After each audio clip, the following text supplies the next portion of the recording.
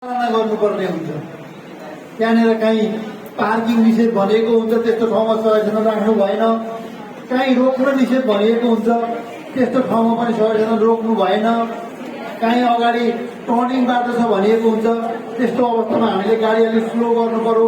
कुनै ठाउँमा बाटो उकालो छ अर्थात् ओह्रालो छ भन्ने चिन्हहरू राखिएको हुन्छ, त्यस्तो ठाउँमा चाहिँ हामीले अगाडि नै त्यस्तो ठाउँमा गाडी स्लो गर्नु पर्यो र सुरक्षित तरिकाले जानु पर्यो।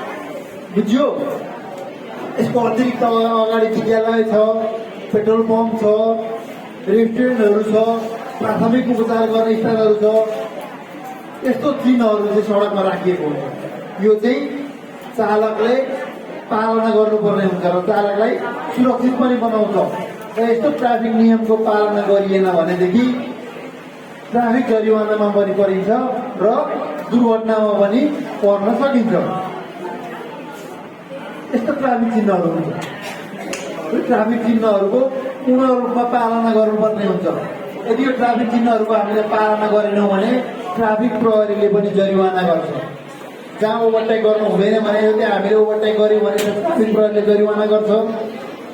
जहाँ 50 को स्पिडमा मात्रै कुद्न मिल्थ्यो, हामी त्यहाँभन्दा बढीको स्पिडमा कुद्यौँ भने त्यहाँनिर पनि जरिवानामा परिने भयो अथवा दुर्घटना हुन सक्छ। यो प्रवेश निषेध यस्तो बोर्ड देखाएछ कहीँ? कहाँ देखेको हो? कहाँ तल? यो छैन है। कसरी देखाएको छ यो बोर्ड? धरानमा लगभग 50वटा भन्दा बढी यो बनेर राखेको छ। कहाँ राखेको छ भन्नु त?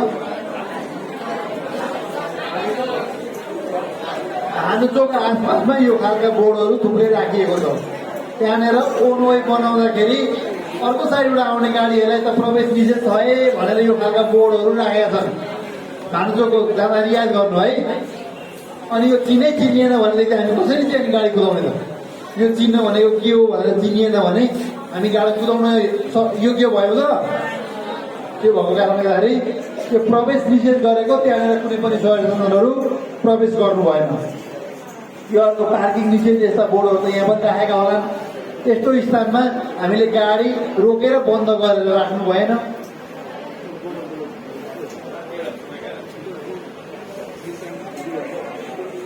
यो धेरै छ थाहा त मैले कसरी भन्ने हो।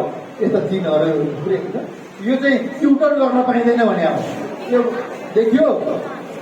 यो युटर्न गर्न त्यहाँबाट गाडी घुमाएर फेरि आउन पाइँदैन है भने हो।